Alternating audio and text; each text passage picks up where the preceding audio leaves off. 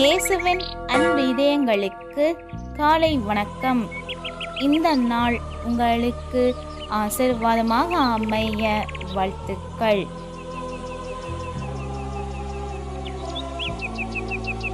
இப்புதிய நாளுக்கான ஆசீர்வாத இறைவசனம் திருப்பாடல்கள் அதிகாரம் 1 இறை வார்த்தை 6.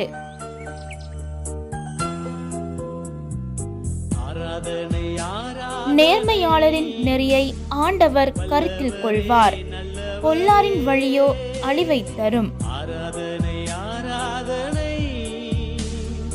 அற்புதமே அதிசயமே